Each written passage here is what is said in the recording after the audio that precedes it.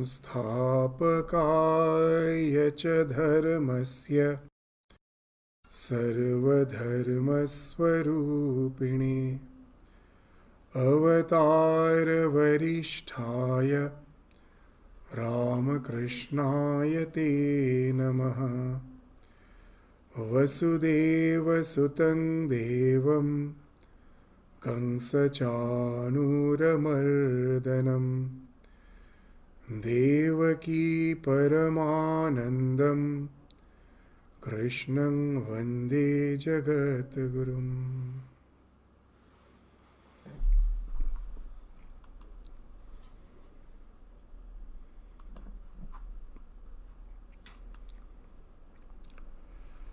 So in the last class, last two classes actually, we were discussing on the destiny of the spiritual aspirants who with full dedication, with Shraddha, have started their spiritual journey but couldn't attain the realization in this very life. The spiritual perfection that entails from such practice, they couldn't realize because most probably they got a bit distracted or their endeavor was not that steadfast. So it couldn't take them to that ultimate spiritual perfection which ends up in realization. It's not mere words that we say that God is, that I am the soul, the eternal conscious principle. For most of us now it's mere words. Though with some reasoning we may have some intellectual conviction, but it is not substantiated by realization. And that entails in not attaining the ultimate perfection.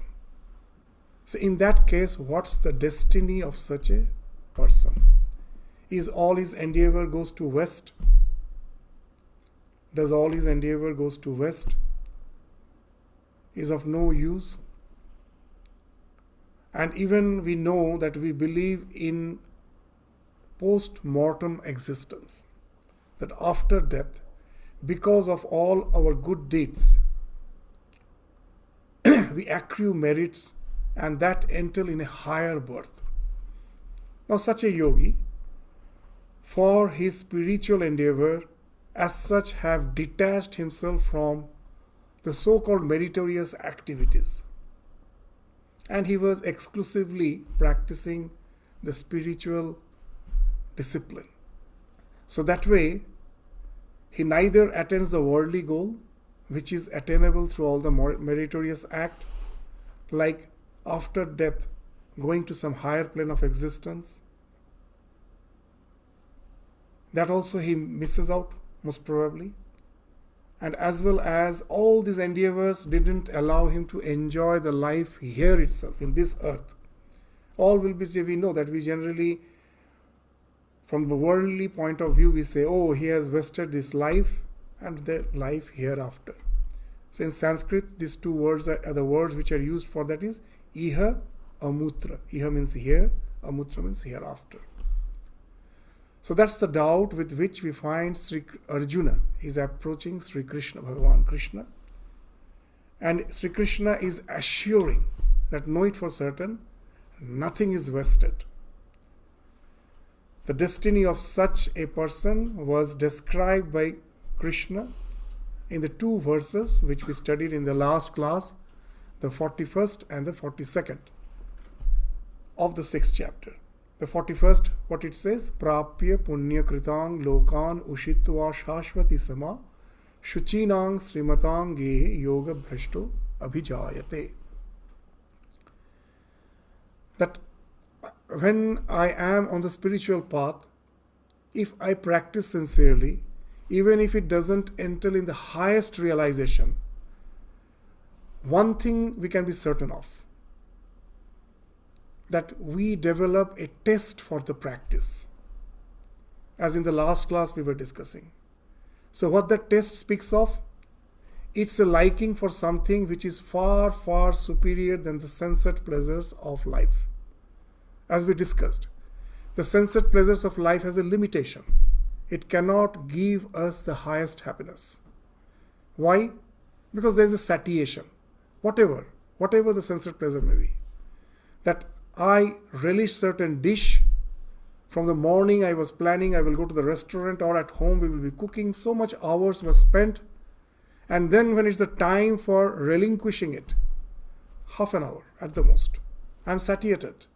Even the dish which I like most, maybe I go for the second serve. Maybe I may go even for the third serve.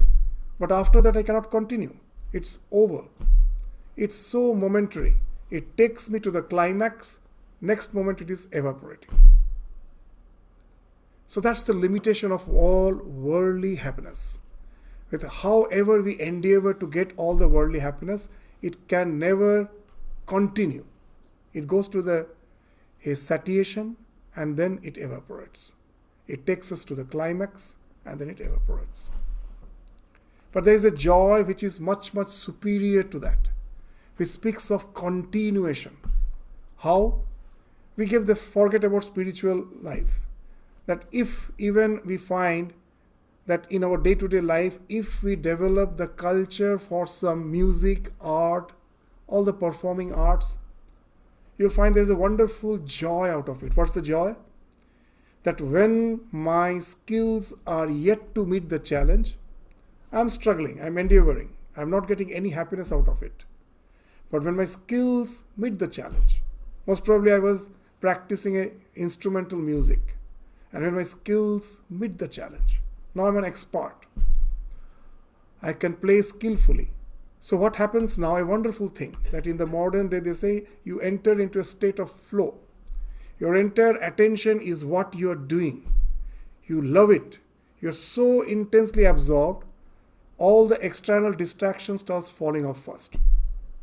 Just the example which we gave that when you're watching a TV, some cricket matches going on, you're so intently watching, someone calls, you don't hear. Why you don't hear? The sound is entering your ear, but it cannot get registered in your mind. The mind is so focused on the thing which you are seeing in the TV screen, it cannot process the information which is entering through your ear because it is totally focused there. So the more the mind is focused, the more the distractions start falling off. So here also the same thing happens. So you're so intensely absorbed in the thing which you have cultivated, and now you have developed the skill. You're so absorbed, may it be painting, even it may be skiing. You'll find they enter into a state of flow. Or it's a music, or even in your workplace, it may happen so. That the work which you like, you get so absorbed in it, you forget time, space, causation. Everything falls off. Even you will find your bodily feelings starts falling off. Hunger, thirst, because for that also a part of my mind is required where the hunger should be registered. All these bodily feelings are the biological alarm system. That alarm system falls off because it is not registered by the mind. The alarm system is there to constantly remind us that it's a time for food, it's that you're thirsty, it's a time for taking water. But the mind is not registering. So what happens for the time being? Even the bodily feelings falls off. So they don't come and interfere in what you're doing. And you can continue for hours. You will find that throughout the night, most probably, someone is painting or someone is practicing his classical music. It is not that he is endeavoring. He has got the joy out of it, and that enables him to go on for hours. And he forgets even his body. So now there's the same thing happens for a spiritual practitioner. At the beginning, the meditation was not something joyful. He was repeating again and again with a willpower that I have to keep my mind focused on a particular thought, or it may be breath, or whatever it may be, the way of your meditation practice. There are varied practice. I'm trying to keep my mind focused on that. I fail. Again I try. I fail. Again I try. But in the process, neuroplasticity ensues. What's that? What you do repeatedly again and again, it as if creates a path in the mind. Your mind gets wired. The moment it gets wired, you forget the necessity. Just doing it becomes your obsession. You like it. So this is how our mind is wired. And I use the same neuroplasticity for my spiritual practice. With my willpower, I resort to the practice. A time comes when I find the joy is coming out of it. By repeated practice, you have created the path in your mind. And now, you need not have to use your willpower. Your willpower has now got seasoned, transformed into emotion. The will has got converted into emotion. And now your meditation becomes more and more fruitful. Because meditation, we think at present, is a matter of willpower. But the real meditation speaks of love. Just the way we give that example again and again, the mother never meditates on the child lest she forgets the child. That love makes her think of the child always. Whether she is engaged in some other work, whether she is in her workplace, or she is doing some household chores, in the background of her mind, a part of the mind is always thinking of the child. Because the love makes our meditation spontaneous. So it is not will. When the will has got seasoned into love, into devotion, then your meditation becomes more and more absorbing, effective. Though it has not taken you to the final goal of realization, for which the ego also has to fall off. Now at present the bodily feelings has fallen off, but the ego is still there, that I am meditating, this idea is there. A part of the mind is always holding on to the ego, that I am this body-mind complex, I can never get rid of that, however my mind may be focused. But a time comes when this meditation becomes more and more intense. The more love develops, at last thing to fall off is the ego. When that falls off, in our scriptures they speak of samadhi. What is samadhi? They say triputi bheda. Triputi bheda means there's a triad. When you're meditating, the three things you're aware of always. Other things you might have forgotten. What are the three things? Dhyana, dhyata, dheya. The process of meditation, the one who is meditating, dhyata, the object of meditation, dheya. I'm aware of these three. But in samadhi what happens? My meditation has become so intense, the ego has fallen off. So the idea that I am meditating, that collapses. You become one with the object of meditation. And that takes you to that final realization. Where the ego falls off, you become one with the reality. That's what Sri Ramakrishna says. When someone asked, when shall I be free? His answer was, when I within the inverted commas, when I cease to be. Ami mukto habo kobe, ami jabe jobe. That ego is the cause of our bondage. The moment it falls off, it takes to the highest realization. Now, most probably for a spiritual aspirant, he couldn't go to that state where he takes to the realization. But he has developed that love for the spiritual practice. After death, what will happen? He will go to some higher plane of existence, where all the bodily feelings are no more there to gravitate him down to this worldly plane of existence. Our scripture says that transmigration, that from after death we are born again. Why? Because of all these bodily feelings. Hunger, thirst, need to procreate. These are the things which is not possible without body. So that's the thing which again gravitates us down to this physical plane of existence. But the one who has entered into that state of flow can stay for prolonged time without the need for responding to the bodily feelings. He becomes like a videha. Videha means though in the body, doesn't feel the existence of the body. He is so absorbed. After that, the weight of this physical existence falls off, and he can continue for ages most probably, just with the mind in his contemplation in the higher plane of existence, enjoying a tremendous bliss out of it. And that's the thing which was spoken of in the 41st verse as prapya punya kritang lokan. You have attained all those highest planes of existence because of the merit, punya, you have done. Loka and Shashwati Soma, you stay there for ages. But as the ego is still there, you may prolong your existence in that higher plane. But that ego is such a thing, as Sri Ramakrishna used to say, that in an old building, some trees have came out from the cracks. You know, the old building, the cracks, maybe some Vatavriksha, some Aswatha tree, they came out. And you cut the tree, but the roots have all gone deep within. The ego is something like that. As long as you cannot uproot the roots, again the saplings come out. So here also, though I am existing in a higher plane with that contemplation, but the ego is still there. I am meditating. So that ego at last, maybe for ages I am in that meditation, that ego again brings me down to this worldly plane of existence.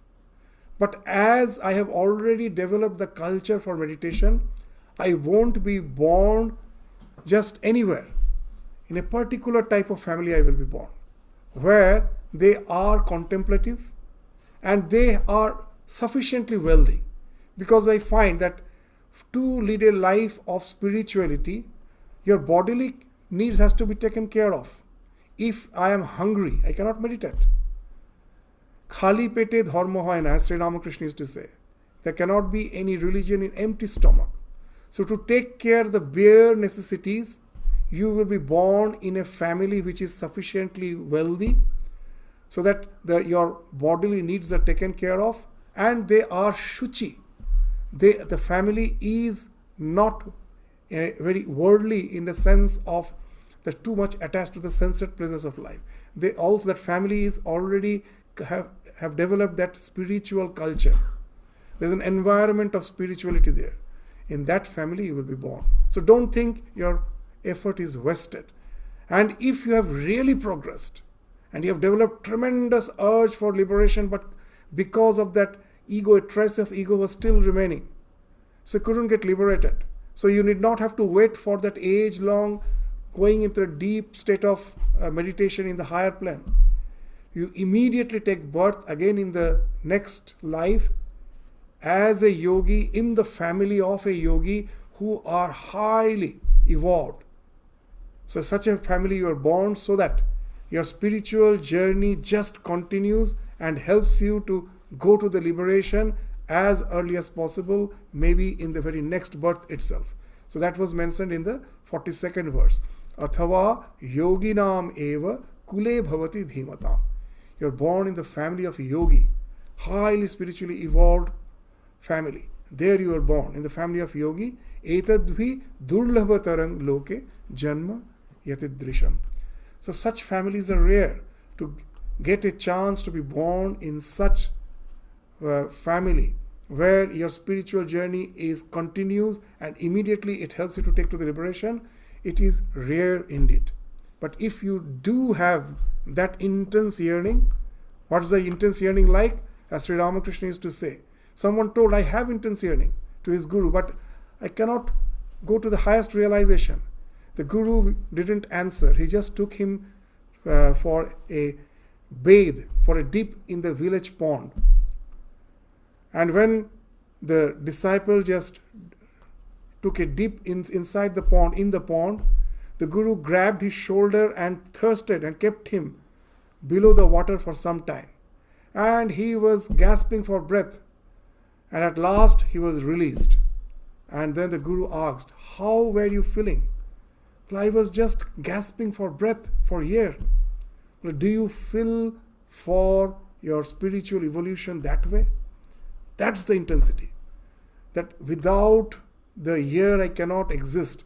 Without that my spiritual evolution, I cannot exist in this worldly plane of existence. As Sri Ramakrishna used to speak of a mythological bird, it's called Homa Pakhi. That the belief is that bird flies very high up in the sky. It's a mythological bird. Very high in the sky. And in the sky, while flying, it will lay egg. And the egg starts falling. While falling, as it was flying very high up in the sky, it hatches while falling. And the fledglings which comes out, the small bird, the young ones, the fledglings which comes out, they realize that they will just fall to the ground and smash. They will smash to the ground. And before falling to the ground, they start flying up so that they can reach their mother. So this bird, mythological bird, is called the Homa Pakhi, Homa bird. So these siddhyas, the yogis who have the tremendous intense yearning, they are like this Homa bird. That they feel that the worldly touch is going to disintegrate them. So from the very birth itself, they have that intense yearning to again reach the goal. And that's the family in which they are born.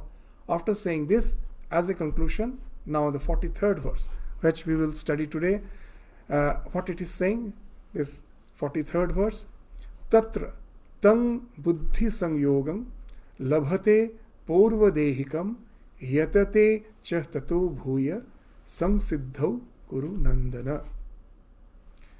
Tatra tang buddhi sangyogam labhate purvadehikam. So on taking such a birth, O descendant of Kurus, this Kuru Nandana, their wisdom is reawakened. That the more we are indrawn, the more there is chance of the reawakening of your memory of the previous birth. It's all there. The memory of the previous birth is all there in our subconscious mind. But why we are not aware of it? Just to give an example, you will understand. Suppose in this room, we close all the doors and windows, and then through a projector, we project some video on a screen. It is vividly visible. And now someone comes and suddenly opens all the doors and windows. Will that video be visible? No. Because external light comes and it overshadows the thing which was being projected. That's what's happening with us. As our mind is distracted, all these external senses are like the doors and windows. It's always open. The moment we are born, as we are having tremendous attachment, immediately we start getting involved with the life, with the external world. We are so involved. All the doors and windows are open. In our psyche, like the screen in which the video was projected, always that projection is there. In the subconscious mind, everything is vividly being projected there. It's all there. But because of as our doors and windows of the senses are all open, this external world, the light of the external world floods us and overshadows that vision. That's why we are not in any way, we cannot recapitulate, remember our past lives. But these yogis, they're already indrawn. They have already controlled their senses. They are from their birth are like that person, that like an individuality whose doors and windows are closed. So they can as if vividly see their past. And what they did see in the past, that they were yogis. They were intensely practicing. They had tremendous yearning just for lack of a little. They needed a little more perfection, and that they couldn't achieve in their last birth. But as they're indrawn, they remembered that. That's what is being spoken of as buddhi sangyogam. In their buddhi, the memory is there, and that memory is so vivid, it enables them to as if relate to it even in this birth and continue with tremendous intensity the spiritual practices. That buddhi sangyogam lavate purva dehikam, that what in the previous birth they have done, that's still there in their mind. It is a strong impression. And then yatate cha tato bhuya samsiddho. And then they don't have to start fresh. They start where they have ended, and that's the thing that takes them to this samsiddhi, this perfection, and in this very life. So this having such a birth, O Arjuna, they reawaken the wisdom of their previous lives and strive even harder towards perfection of yoga. So sanskara is the thing which has been spoken of here, that the deeper is our sanskara, the more accelerated is our practice, is our journey. So if you will find, just to recapitulate. We studied in the second chapter, the 40th verse, that Bhagavan told that no practice goes west. That the sloka was Nehabhikramana shosti pratyavaya na vidyate swalpam apyasya dharmasya trayate mahato bhayat. Just to encourage us in the spiritual practice, he is saying practice a little. It will save you from the great danger. How? He is saying that two things that generally in our worldly life, if I take up some project and I don't complete it, I lose in two ways. Suppose that a bridge was supposed to be constructed over a river, and halfway they found that most probably because of some varied reason the project couldn't be completed. Then what are the two things that we are missing? That if the bridge was there, if we would have completed that work, then all the benefits that which we have got from that completion of the bridge, that I miss, that I don't achieve. That's one. And another thing, all the resource which I have used till now to construct this, that is all waste. So this pratyavayam is the waste. It's the something which I have started my journey, couldn't complete, that is wasted. And abhikrama means sequence. That this sequence would have led me to such and such a result. That also I don't achieve. But here Bhagavan Krishna is saying, very interesting thing, in spiritual life, whatever endeavor you really, whatever energy you give for it, whatever endeavor you do, that's not wasted. So that's what he's saying, that na iha abhikrama nasha asti. Abhikrama means sequence. Krama means sequence. Abhikrama. That's, I take certain steps, I reach certain height, certain milestone. Again I take certain steps, I go to the next milestone. So this is called abhikrama. So whatever success I have achieved, I won't again have to start from zero. From there itself I can start. That is what is being meant by abhikrama nasha asti. The abhikrama is not destroyed. Whatever you have achieved, it won't be destroyed. Nasha asti. So na abhikrama nasha asti. So there is no destruction of the sequence which I have already attained. It's already there. And pratyavaya na vidyate.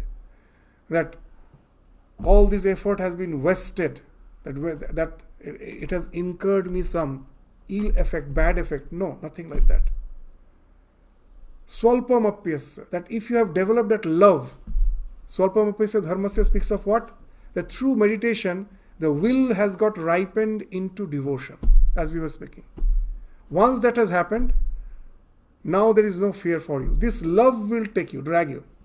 Even if the entire world comes and says you, all these are bogus, of no use, this spirituality is of no use, you may get convinced. But you will find you cannot stay without practice. You have become like a drug addict. A drug addict knows very well the addiction is harming him, is destroying him. But he cannot leave his addiction. His mind is saying that you have to leave it, but his inclinations, his impulses are saying, is forcing him to continue with that. So similarly, if you develop love for the spiritual practice, it will help you in the same way, but in the opposite direction. Instead of destroying, it will build you up. How? As I've developed love for it, even if some others convinces me it's of no use, this addiction, new addiction, will force me to these spiritual practices. And I am bound to attain that liberation. Nothing can stop me. So that's the thing which has been indicated here. So neha abhikramanasti. So this is the thing, that nothing is lost.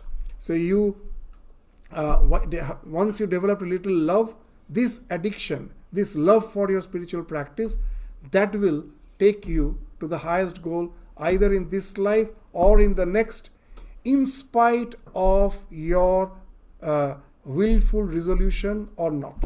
Whether you willfully resolve to continue with the journey, or you may think, no, I won't anymore. Nothing doing. This inclination will force you to go to that higher spiritual evolution. That's being indicated in the next verse, the 44th. Purvabhyasena tenaiva rihate hi avashopisa. He's avasha. Impossible. That avash means nothing is in your control. Vash means we need my control. Avasha is not in my control. That impulse, spiritual practice has created an impulse because of my purva abhyasa. And that will be forcing me. Tenaiva riyate hyavashopisa. It will force me to that practice again in my next birth. Jigyashurapi yogasya shabda brahmati vartate. That Krishna is praising highly of this journey. He's saying, what to speak of practice? Most probably you have not even started your spiritual practice. You were just jigyashu. You had some curiosity to know that what this spirituality is.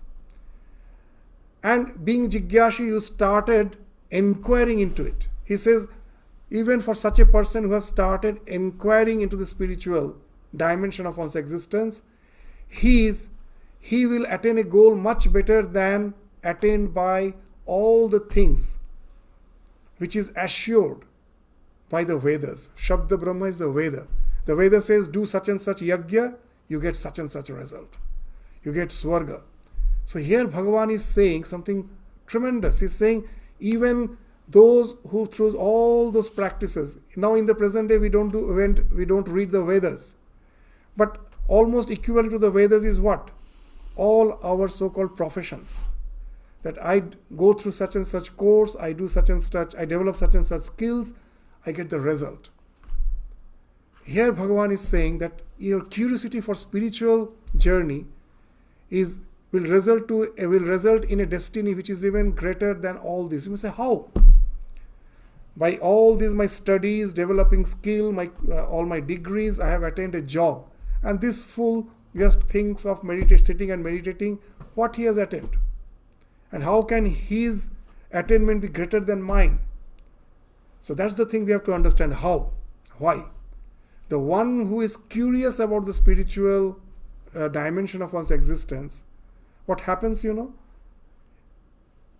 his idea about the spiritual journey becomes clearer and clearer. For most of us, we don't know through all these practices what it is going to lead, where it is going to lead us. But that person, because of his curiosity, at least knows where it is going to lead him. How? That as we saw in the in the previous verses, that there are two practices which Bhagavan is speaking of. Abhyasa, Vairagya. These two. When you discuss about the spiritual dimension, what they say, that now we are not going to the details, that just as we already studied in the summary, what we can say, that it is the ego which is the cause of our bondage. Why? Once the conscious principle gets reflected in the body-mind complex, that one gets identified with that reflection and starts thinking the reflection to be me. That's the ego. With this reflection, now what happens? It's the highest conscious principle, which is eternal, is echoing through this echo. Ego is nothing but the echo of the consciousness through the body-mind complex. It is echoing through you. Just we gave that example, that when I am standing in front of a mountain and I shout my name, my name is echoed from the mountain. I may be deluded. I may think, oh, someone is calling me. But actually it's what? It's just the echo. Similarly, the self, in the presence of the body-mind complex, is saying, I am eternal. I am ever fulfilled. The echo is coming from the body-mind complex. I am eternal. I am ever fulfilled. And now the self is deluded. Oh, this body-mind complex is eternal. It is ever fulfilled. Now this is the cause of all the biological evolution. How? Just take a small microbe. A small microbe, there also the consciousness got reflected and the ego has developed. The microbe, from within the microbe, someone is saying you're eternal. You may say, is it really? Yes, it's really. Otherwise, why seeing food, it gets drawn towards it? In a petri dish, if the microbes are all randomly moving, you are seeing through the microscope, you put a drop of nutrient, all will be drawn towards it. Why? That I am eternal. But that eternity I have somehow mistakenly attributed to the body-mind complex. This body-mind complex has to stay. Who wants to die? No one wants to die. Eternal, that's the idea of eternity. From where it comes? From the self. It's echoing from the self. But I want to realize through the body-mind complex. So when I get the nutrient, this is the thing which helps to sustain the body-mind. I get drawn towards it. If instead of nutrient I give some toxin, it will move away from it. Fight and flight response. So what it speaks of? It speaks of the ego. The moment that ego comes, it tries to realize the eternity through the body-mind complex. So which is anything which is favorable for its existence, it gets drawn towards its raga. And if it is not favorable for its existence, the fight and flight response comes. Dvesha abhinivesha, it runs away from it. And this is the cause of all the evolution. A microbe finds that however it may fight, it has to die. So now the fight continues. I have to equip myself in a much better way so that I can fight against the nature and I can sustain. And that results in the biological evolution. The single cellular organism all conglomerated. Many cells came together. There was a division of labor. You take care of respiration, I take care of digestion, I take care of circulation. And this specialized conglomerated body is the evolved evolution. Why? The same thing, eternity. I want to realize eternity and I don't want to have any wants. I have to ever fulfill. It is this echo of the self through the body-mind complex. As a human being, we have that faculty to realize this fact. Oh, I have been deluded for ages through so many lives by thinking that I am the body-mind complex. And I was trying to realize the eternity through it. But in reality, I am already eternal. It is because of the delusion I got attached to it and I was trying to realize through it. But what's the need for it? I am already eternal. So the first sign of spiritual evolution is vairagya, detach. That I need not have to realize the eternity and fulfillment through the body-mind complex. I'm already that. So I have just to be detached from it. So it's vairagya. But it's not easy. By my such a long association with the body-mind complex, I have developed so many mental modules. You know that just in the microbe we were giving that example. If I am having nutrient, I am drawn towards it. It's a particular mental module. It's a particular type of bondage. Anything favorable, I am attached. If it is not favorable, I run away from it. Another mental module. Self-preservation is a mental module. So all these mental modules, the thousands of desires which my personality is constituted of, all these desires are hooked to the ego. Who likes the donut? I. Who hates such and such thing? I. So all these likes and dislikes are hooked to the ego. So our personality, as we tell again and again, is like a wheel, whose hub of the wheel is the ego, and the spikes are all the innumerable desires. I have to get rid of this to get again established in myself. How is it possible? Of course, I have to collapse this wheel. How? So I may think, let me get rid of the spikes, the wheel will collapse. But there are so many spikes, and I am not aware of all the spikes. There's something called Vyaktavasana or Vyaktavasana. There are so many desires which are not manifested now. It's all hidden. I can take care of only the manifested desires with vairagya, with detachment. But what about the other all desires which are not manifested now, which will manifest if they get favorable circumstance in the future? How can I take care of each of them one by one? It's not possible. So the scripture says, Bhagavan says there are only two practices. One is vairagya and another is abhyasa. Vairagya and abhyasa. What is this vairagya? That whatever desires has manifested, to certain extent, with the help of detachment, I try to desist from that. That way what happens? That way your mind gets calm. If that thing is creating the turbulence immediately. Once the mind is calm, Now meditate on the self, that I am not the body, not the mind, not the senses. I am the self, I am the Atman.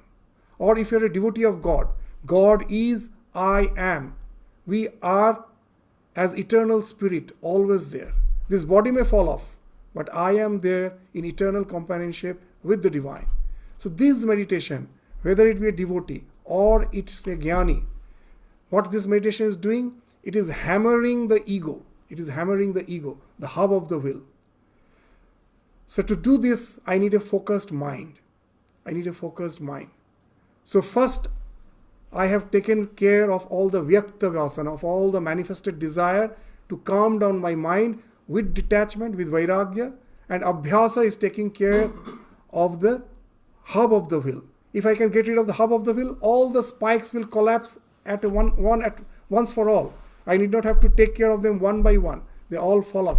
So that's the long-term practice, and this is the short-term practice. So vairagya is the short-term, and abhyasa is the long-term practice. So now, so just see, even with this short discussion, we can understand the whole gamut of spiritual journey.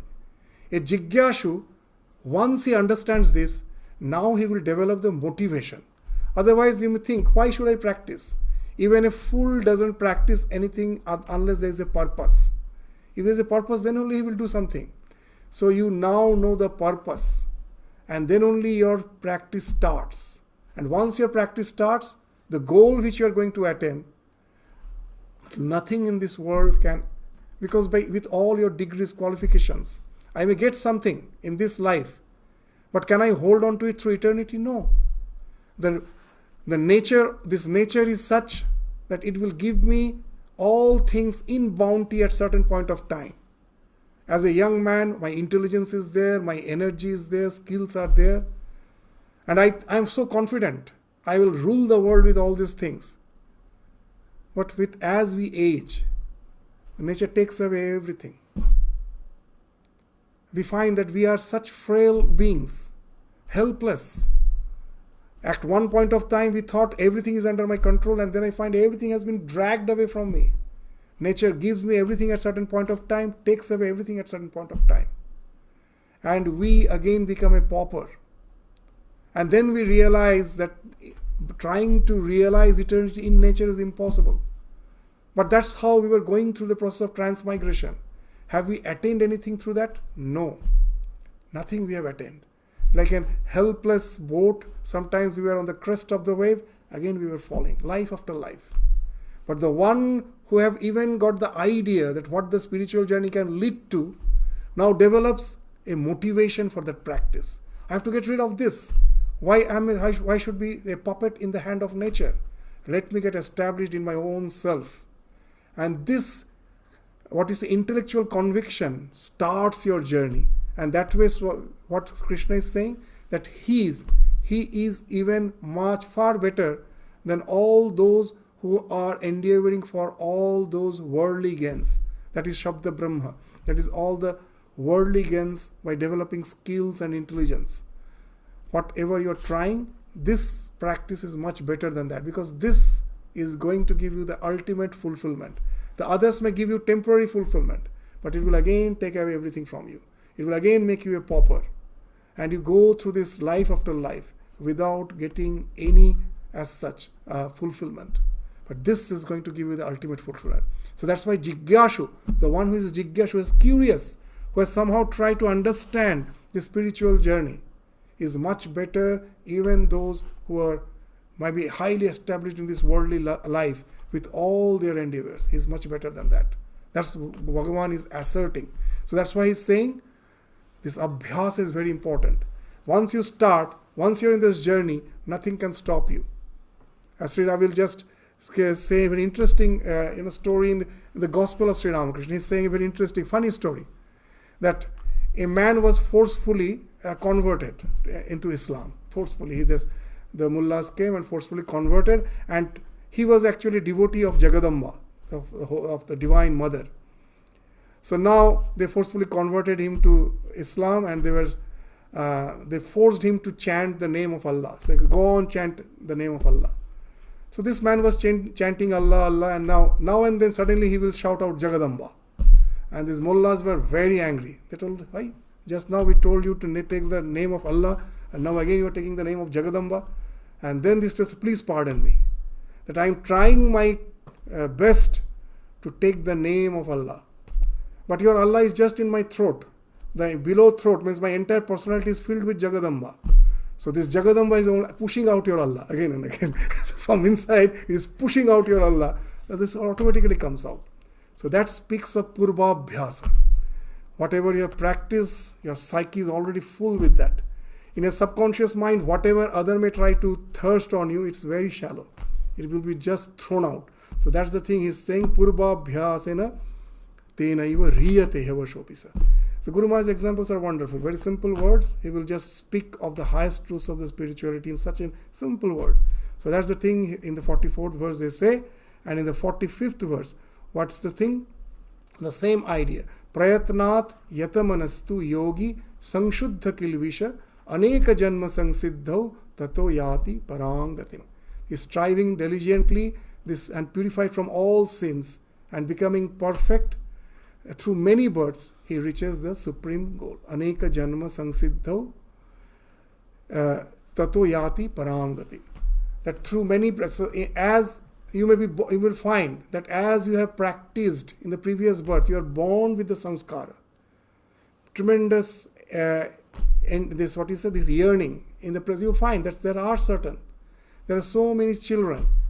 We find that I was there in India in school, that some children, sanskara, that for the basic, the temperament is totally different.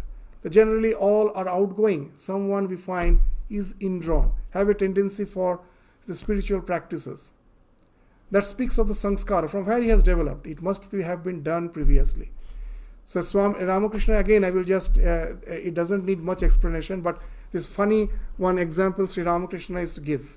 That we do find that some from the very birth itself has the tremendous yearning for spiritual practices. And how to explain it? Sri Ramakrishna is giving a very nice example, funny example. He says that in the early morning, it was seen that a person just took a small peg of alcohol and he was topsy-turvy. He was totally, he was tipsy. He was not walking, he was wobbling. So all were surprised. What happened? Just this much.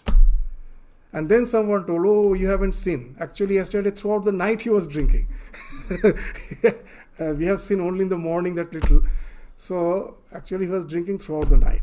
So that's the thing, that aneka janma sangsiddho. He has actually done the practice for such a long time. So now in this birth, even without willing, that this practice has become something like impulse. It has become his instinct.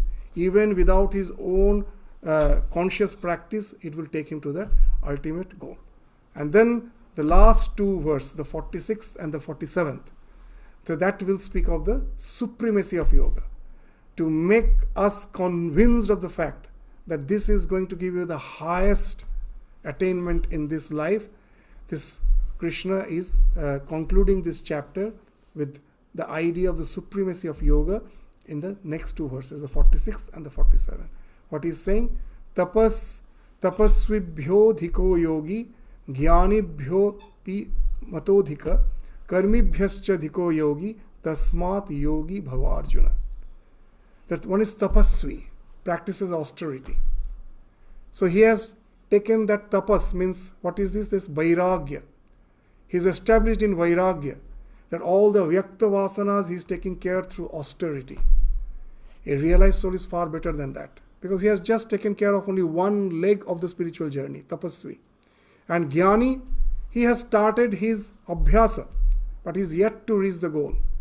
The jnani is one who is practicing but has not reached the goal. So that's why he's saying the yogi, the realized soul, is better than a tapasvi, is better than a jnani. Tapasvi is the one who has resorted to the path of vairagya. Jnani, he has already started his abhyasa too. And karmi, of course, the so-called in the world, whomever we see, that for a certain goal, we are having certain endeavors. So for this type of job, I need this type of skill. So these are all karmis. So he's saying the yogi, the one who has attained that highest goal, is far, far superior than all these. Those who are aspiring in the spiritual path, or those who are in the secular world trying to be established, a yogi is the one who is supreme to all of them. Tapasvibhyo adhiko yogi. The one who is tapasvi, who is practicing vairagya. This one who is a yogi, he is superior to him. Jnanibhyopi matodhika. The one is jnani, that he has a intellectual conviction of what spiritual goal is going to lead to. The spiritual ideal is going to lead to. He has an intellectual conviction. And he has resorted to the practice, but is yet to reach the goal. He is the jnani. A yogi who has went to that realization is far superior to him. And karmi, we need not mention that, as we just now told. Those who are still deluded with the idea that this world is going to give me everything, the be all of and end all of my existence is this world and world alone. They are like just a frail boat, short-sighted. We are all short-sighted that way. But we don't know what is waiting us. With all our endeavor, we know, however we may try, that neither through I can retain my wealth, I can neither retain my body, my health. Jara, Vyadhi, Mrityu is the ultimate truth of life, this physical life. I have to go through this decay, disease, death. The nature has given me in bounty at certain point of time, again will take away. So the karmi somehow doesn't realize that. They go through that again and again. A yogi has attained the ultimate fulfillment. So he is the one who is supreme. So after saying that, in the 47th, in the last verse, what will be saying? This yoginam api sarveshang madgatena antaratmana sraddhavan bhajate yomang same yukta tamo mata. So now, even those who have attained the highest, there are two types of yogis. There are two types. One is, let's see, very interesting. When you go to that highest realization, the ego has fallen off, you are one with the absolute, and then you realize that's the non-dual existence with which you are one. What it speaks of? I realize that my mind is creating this universe. This mind is like a prism, which in presence of, a prism, when you keep the prism in the vicinity of white light, it breaks into the spectrum of 7 colors. That's what the mind is doing. The conscious principle alone exists. Because of ignorance, from that the mind is being projected. Mind has no separate existence. It is a mind which is being projected from the consciousness, which now acts as a prism. The first projection is the mind, and now this mind, again in association with the conscious principle, breaks into the spectrum of this world of name and form. This world of name and form, as such, is not there out. It is a projection of the mind. Sometimes we may say, is it really true? Even modern science will say so. That this example which we give again and again. Just with one perception you will understand. I see a red flower. I think the redness is outside there. Is the redness outside there? No. There is no color outside. A particular wavelength of the light has fallen on the flower, the so-called flower. A particular wavelength of light has been reflected back. That has no color. It touches the retina of my eye. The function of light stops there. Light doesn't enter your brain. The brain, which is the organ of your mind, for which the mind is working, it doesn't reach there. The light's function stops in the retina. That light now activates the optic nerve. A particular frequency of nerve current is going to your brain, which is totally dark. No light enters there. Just think you are sitting there. It is totally dark. No light is entering. But a particular nerve impulse goes and reaches the so-called color perception center. It is not perceiving. It is the color center. When that nerve current reaches there, all the ideas of color are hidden in the mind. It is already dormant. Only a particular color is now projected. This stimulates that particular color, which is in your mind, not outside. It is projected through your mind, through your senses, and goes and so-called envelops that object, which that flower. Here is it is a flower, to give you a feeling that it is red.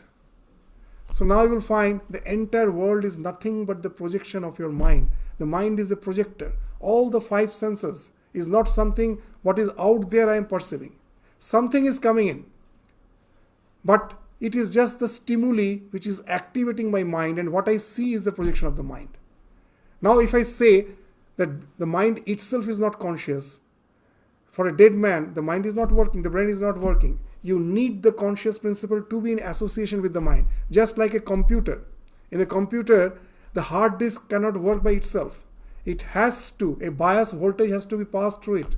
It has to be plugged in. Otherwise, it is just like a dead log wood.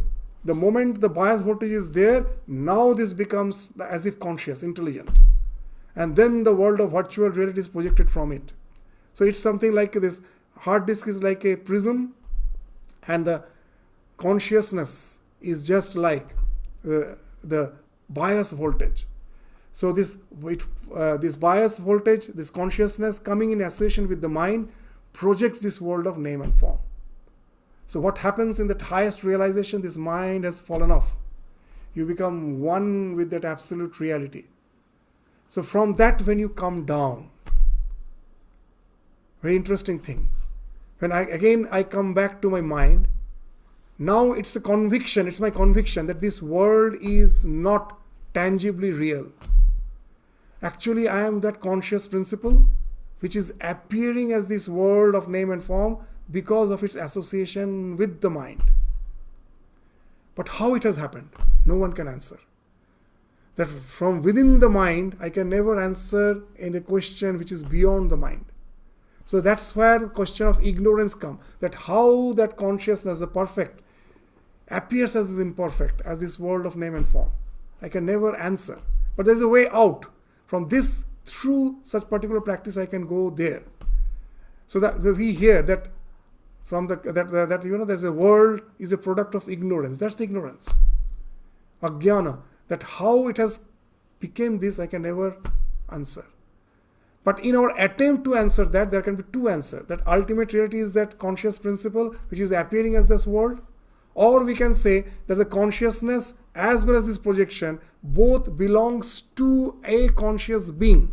Just when I am sleeping. Just take this, in Vedanta they say that whatever is in the microcosm, the same thing, the same plan is in the macrocosm. If you can understand the working of a single individual, you can understand the working of the entire universe. So now just take the individual. Here what happens? When I go to the deep sleep, the mind has become inactive, inoperative. The world has fallen off from me.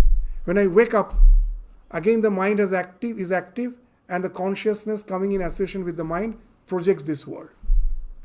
So I am a person who sometime is inactive and sometime again is active. So now here there are the bhaktas, they say there is a Purushottama. In the Bhagavad Gita also says that there is a being whose one aspect is that consciousness bereft of mind, and another aspect is consciousness with the mind, projecting as the universe. The yogi who takes the second interpretation, his way of life becomes totally different. The first one wants to avoid life. Oh, that is the reality, this is the projection. So this, I have nothing to do with this life. So that is the first type of yogi. So they always try to avoid all the happenings of life. The second type of yogi, when he goes to that state of deep meditation, that deep contemplation where the mind has fallen off, he knows he is one with the reality. And when he comes back again to this mind, this is also reality. Because it is the same consciousness which is being projected through the mind to create this reality. As this reality as I see, it is false. But as the consciousness, it is still there. So it can relate to the world of phenomenon as well as to the world of noumenon. And that way we find he is a more effective person. That when he is dealing with the world, he is dealing with compassion, with a sense of worship, Shiva Jnana Jiva Seva. When he is in meditation, of course he is in deep meditation, but when he comes back, he never runs away from the world. He sees the same Lord in each and every being and interacts with the world with a sense of worship. And Gita is saying this second type of yogi, he is far superior. That his realization has not ended up in running away from the world. He's ended up in what? In facing the world, from a different paradigm. He faces the world, he encounters the world from a different paradigm. He never runs away from the world. You will just remember, Bhagavad Gita started with that. Arjuna wanted to run away. Krishna told, no, you have to face this battle. So that's why in the entire Bhagavad Gita you will find this idea coming back. After saying, so when he is saying about this yoga, then again Arjuna may say, oh, let me run away then, if that's the highest ideal. So again he is concluding this chapter by saying, no, always remember, the one with a changed paradigm comes back and faces the world. He is a superior yogi. So what he's saying, yoginam api sarvesham madgatena antaratma. Instead of taking that the consciousness is the ultimate reality, who takes me as the Purushottama, the one who in one aspect is the non-dual conscious principle, in another aspect is this world of phenomenon, who takes me as the ultimate reality, as his antaratma, Shraddhavan bhajate yomang same yukta tamo mata. Since among all the yogis, he is a better, he is superior. So of all the yogis, the one who worships me as Purushottama with faith, he is inmost self abiding in me. Him do I hold as the one who is most closely united to me in yoga. He is more interior, he is antaranga. Him I consider as. So you will find this bhakti is something, is the sanam bonam of Bhagavad Gita. This is speaking of all other yogas, but he's giving a priority importance to the bhakti, that he's not denying that a jnani, by getting established in the self, is not attaining spiritual perfection. He's also a yogi. He's not denouncing him. But the one who takes me to the ultimate reality, then what happens? He's never lost from his vision. When that, as in the simple words of Swami Vivekananda, that don't seek God, see Him. When I close my eyes and seeking God, I think as if God is something apart from this existence. But a real yogi, when he opens his eyes, what he sees? The same conscious principle is being manifested, is being projected as this world of reality. So as consciousness, it is always real. What I see, it may not be real, but as consciousness, it is consciousness that is being projected. So it interacts with the world, never losing the vision of that ultimate reality. So whether he is in samadhi or he is in the state of vyutthana, he is always in association with the divine. He never loses the sight of the divine. But the others, as Sri Ramakrishna used to say, that the first type of Jnanira bhoy tarashe, they're full of fear. Oh, if I have to come back from that state, I will lose my identity with the ultimate reality. The bhoy tarashe, they're always afraid. But this yogi, he used to give a very nice example, that they are never, running away from the life. They don't want to just attain the perfection and not come back to this state. Actually, they enjoy this state from a different perspective. And he used to give a very nice example. Such type of yogi, paka guti ke kachiye khelte bhalobashe. It's very interesting. Paka guti kachi. You have in the Ludo, you have seen there's this snake and ladder. So with the ladder, most probably you have gone to the highest, and just you need only if you know that maybe another move to go to the highest, and then at the last one, snake is still waiting. It can take you down. Now most of us will, to win, we want that that from the last ladder we have to go directly to the ultimate, that 100 goal. But the paka khala, the one who is an expert player, he wants the game should continue. Why should it be over? So he will intentionally give a move where he again comes down to the snake, so that again he can continue. So Sri Ramakrishna is saying, Je paka khalwa, the one who is an expert, there's this yogi, there's this sarvesham, there's a yogi who is real expert. He never speaks of mukti. Very interesting. Swami Ranganathananda ji, our 13th president, was Swami he one day met in Kankhal, I still remember, another elderly Swami. He was also Mahapurushma's disciple. His name was Mukti Kamananda. So when they were interacting, so very nice. Ranganathananda, that Mukti Kamananda, they are all same age, He was saying, this is my last birth. I don't want to be born again.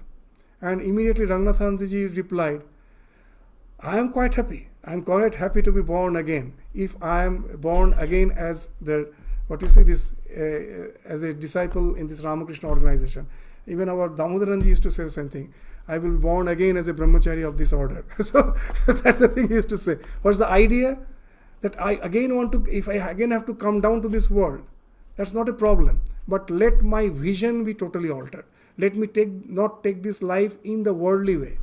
Let me always be aware of the fact it is the divine who is playing through this world, so that I can interact with the divine as with a sense of worship. So he becomes a 24/7 worshipper.